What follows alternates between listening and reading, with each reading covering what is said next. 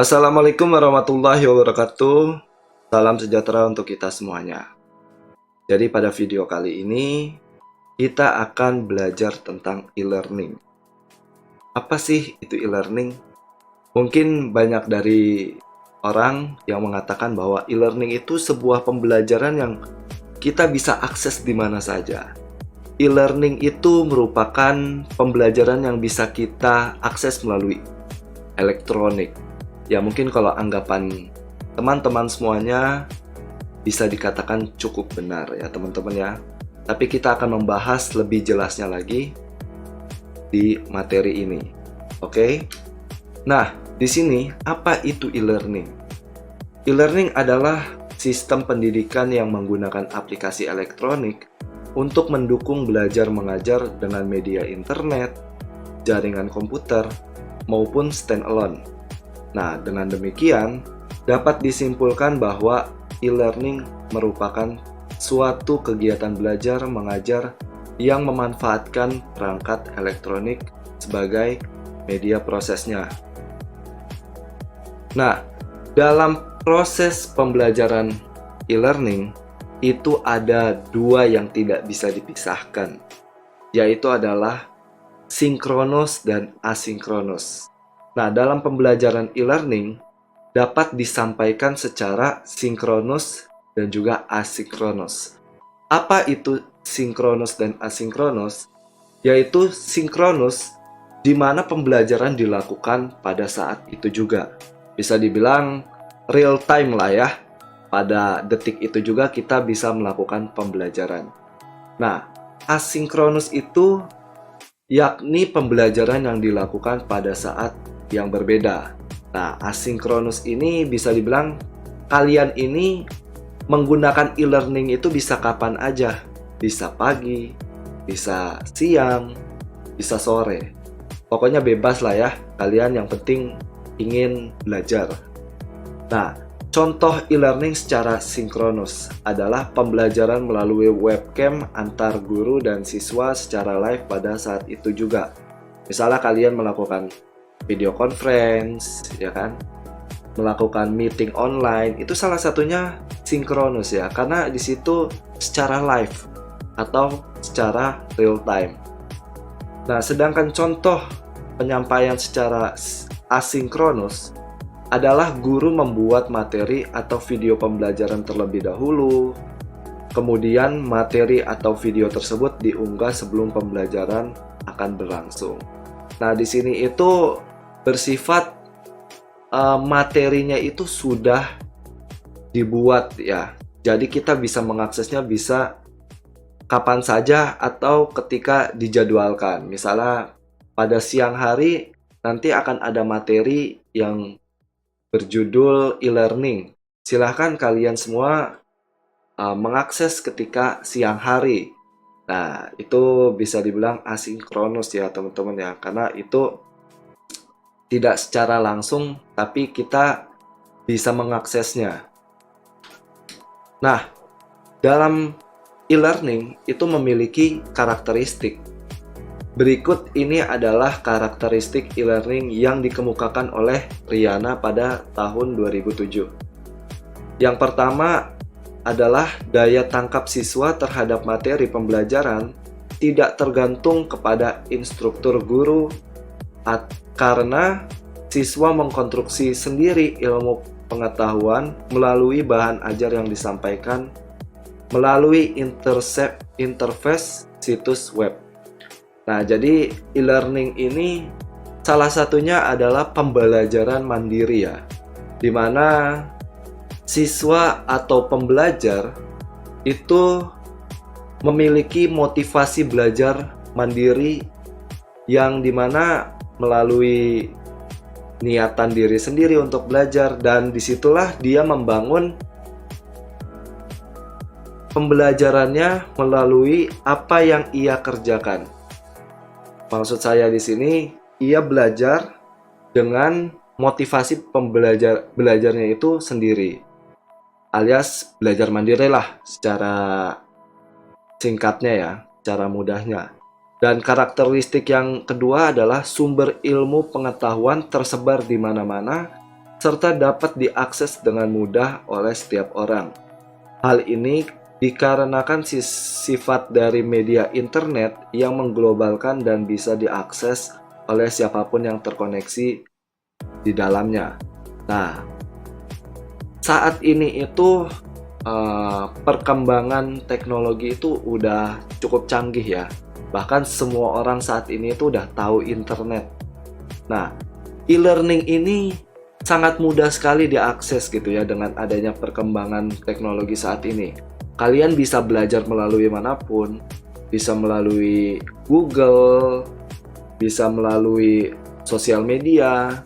Itu kalian bisa mendapatkan materi-materi pembelajaran yang dimana kalian mudah sekali untuk mendapatkannya. Dan yang ketiga adalah pengajar atau lembaga pendidikan berfungsi sebagai mediator atau pembimbing. Ya, di sini pembimbing atau mediator ini ya hanya sebagai mengatur kalian ketika pembelajaran gitu. Misalnya kalian ini udah ada nih materinya, ya udah kalian di situ ya silahkan kalian belajar. Di situ sudah ada instrukturnya di dalam e-learningnya. Kalian hanya tinggal memahami apa yang mereka sampaikan gitu. Dan yang keempat, diperlukannya sebuah restrukturisasi terhadap kebijakan sistem pendidikan, kurikulum dan manajemen yang dapat mendukung pemanfaatan informasi dan komunikasi untuk pendidikan secara optimal. Nah, inilah e-learning ya, yang dimana kebijakan atau sistem pendidikan saat ini itu bisa dikatakan itu cukup maksimal dalam penggunaannya. Dengan adanya e-learning ini, proses pendidikan, proses pembelajaran itu dapat berjalan secara optimal. Dikarenakan tadi perkembangan dari teknologi globalisasi yang cukup bisa dikatakan maju ya saat ini. Jadi kualitas dari pendidikan dan pembelajarannya pun bisa dikatakan cukup baik gitu ya. Nah, dengan adanya e-learning ini bisa membantu kita belajar lebih efektif dan juga lebih efisien. Nah, dalam e-learning itu ada banyak model-modelnya atau bisa dibilang bentuk-bentuknya. Yang pertama ada yang berbasis website, yang kedua ada yang berbasis komputer, yang ketiga ada berbasis virtual, yang keempat ada berbasis kolaborasi digital. Nah, kita akan membahas tentang yang pertama dulu, yaitu adalah berbasis website.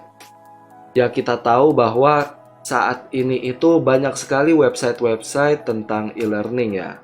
Mungkin yang kalian tahu salah satunya adalah Ruang Guru. Nah, itu merupakan e-learning yang berbasis website, di mana kalian bisa mengakses website tersebut dan kalian bisa belajar di website tersebut. Nah, yang kedua adalah komputer pembelajaran atau berbasis komputer ya. Nah, kalian bisa mengakses pembelajaran melalui komputer, di mana kalian bisa belajar melalui materi-materi yang berbentuk media, video, audio, dan banyak hal. Kalian di situ bisa melakukan pembelajaran menggunakan komputer kalian ya. Dan yang selanjutnya adalah pendidikan virtual. Nah, pendidikan virtual di sini itu kalau misalnya kalian pernah melakukan video conference, nah itu salah satunya pendidikan virtual. Kalian tidak bertatap langsung dengan guru, melainkan kalian ada di sebuah digital yang dimana kalian dapat bertemu satu sama lain. Ya, kalian bisa berdiskusi di sana, melakukan pembelajaran di sana, seperti itu. Dan yang terakhir adalah digital kolaborasi. Nah, maksud dari digital kolaborasi di sini, kalian bisa melakukan kolaborasi dengan siapapun. Yang pastinya kalau misalnya kalian tahu ada yang namanya kelas online. Kalian tuh bisa bertemu dengan banyak orang yang memiliki kemampuan yang berbeda-beda, dan di sana kalian dapat berdiskusi dengan ilmu yang kalian miliki untuk mengembangkan diri kalian. Misalnya kalian bisa mengikuti kelas-kelas online yang berbagai macam, bertemu dengan banyak orang, bertemu dengan orang-orang yang berbeda. Seperti itu, kalian dapat melakukan kolaborasi walaupun kalian tidak bertemu secara langsung. Tapi dengan adanya digital ini, kalian mampu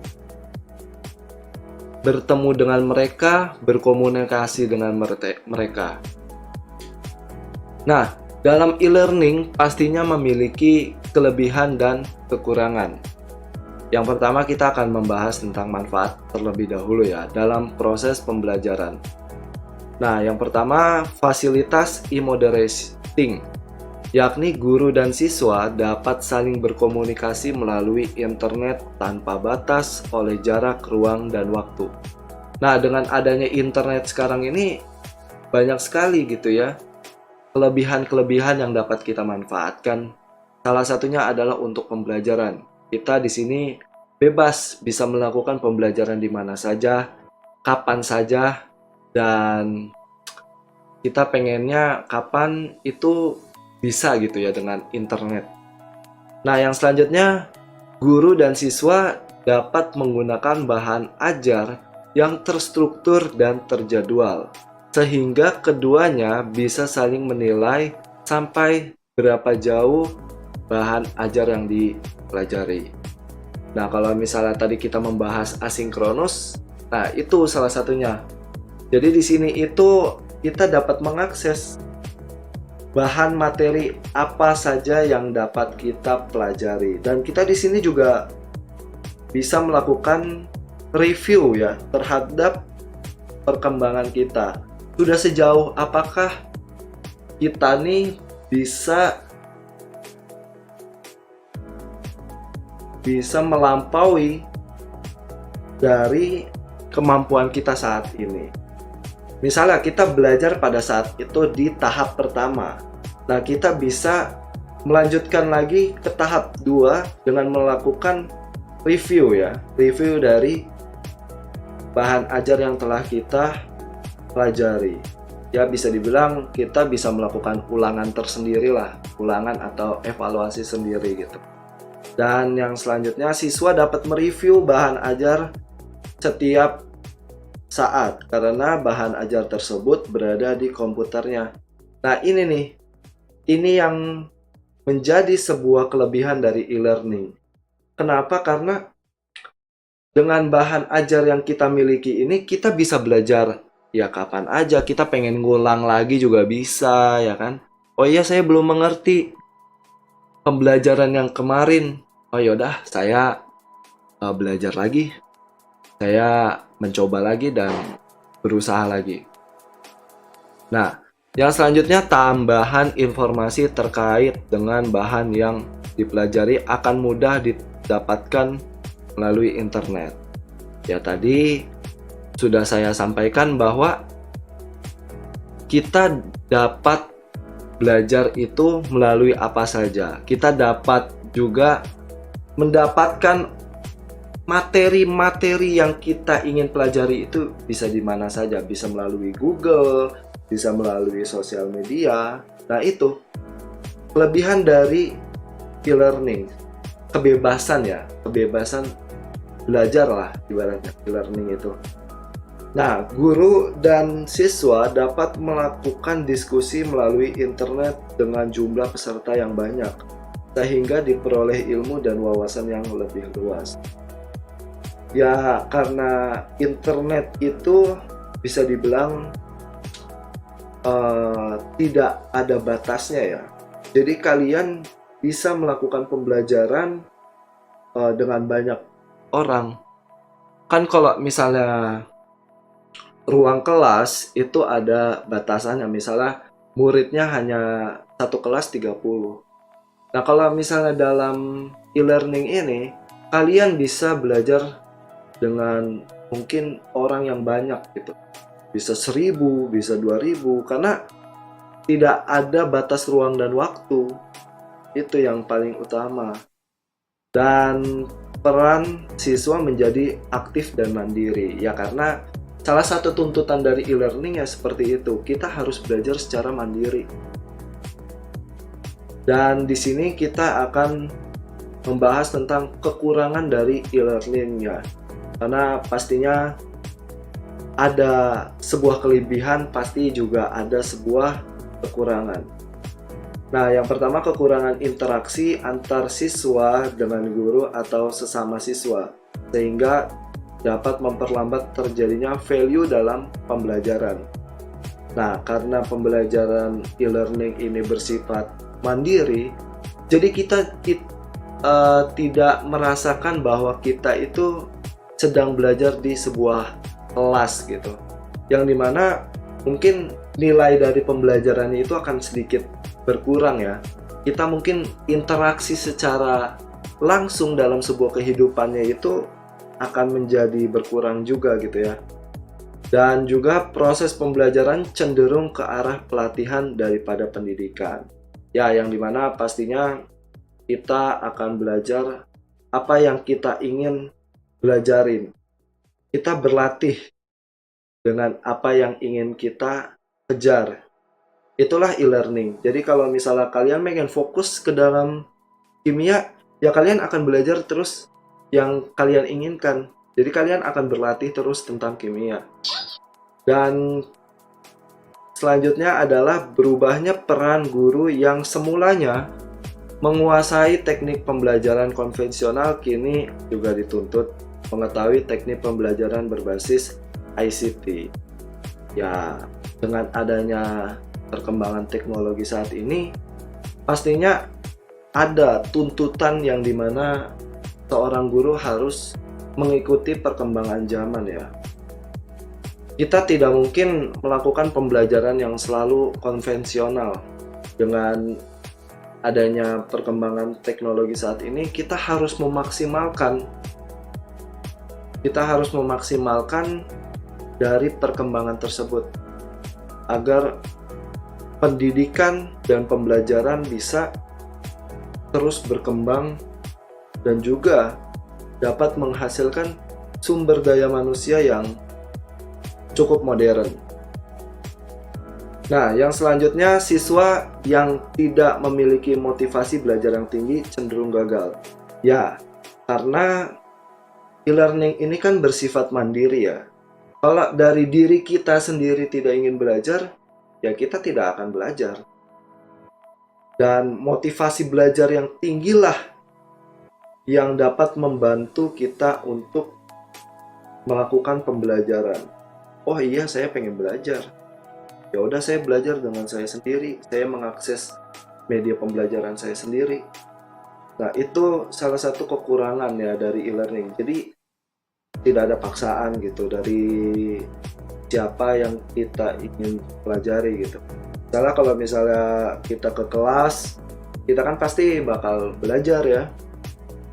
Karena kan kita di sana di kelas, kita pasti ada proses pembelajaran. Tapi kalau misalnya e-learning, bukan berarti nggak ada proses pembelajaran, tapi dari diri kita sendirilah yang ingin proses pembelajaran itu terjadi atau tidak. Nah, yang selanjutnya adalah tidak semua tempat tersedia fasilitas internet atau jaringan. Nah, ini menjadi sebuah kekurangan dari sebuah e-learning karena banyak sekali daerah-daerah yang mungkin tidak terjangkau dengan teknologi masa kini. Mungkin salah satunya kita ambil contoh adalah di desa-desa, di pelosok-pelosok. Mungkin di sana masih kurangnya fasilitas internet ya, atau jaringan yang dimana menghambat proses pembelajaran e-learning itu sendiri. Dan selanjutnya kurangnya tenaga yang mengetahui penguasaan internet. Ya mungkin kalau untuk saat ini ya ada orang yang ibaratnya sudah paham lah ya tentang menguasai teknologi saat ini. Cuman tidak banyak orang juga yang tahu tentang penggunaan teknologi gitu. Sehingga ini menjadi sebuah hambatan e-learning itu sendiri dalam proses pembelajaran. Karena dia tidak bisa memanfaatkan teknologi tersebut untuk melakukan pembelajaran, ya alhasil e-learning pun tidak akan terjadi gitu. Dan yang selanjutnya adalah kurangnya personil dalam hal penguasaan pemrograman komputer. Nah, ya karena kurangnya pemahaman tentang penggunaan teknologi, alhasil penguasaan tentang pengembangan e-learningnya pun masih agak sedikit terhambat ya. Tapi dari kekurangan inilah kita bisa menjadikan sebuah daya acu gitu, daya acu yang dimana kita bisa mengembangkan agar kekurangan ini tidak terjadi. Dengan apa? Kita belajar. Kalau misalnya kita nggak belajar, ya yang namanya penguasaan dari pemrograman komputer ini nggak bakal terselesaikan gitu. Nah, maka dari itu penting yang namanya sebuah e-learning. Dan mungkin seperti itu yang dapat saya jelaskan tentang video e-learning ini. Semoga kawan yang melihat video ini bisa paham dengan apa yang saya sampaikan dan mendapatkan ilmu yang bermanfaat. Wabillahi taufiq wal hidayah. Wassalamualaikum warahmatullahi wabarakatuh. Saya mengucapkan terima kasih banyak.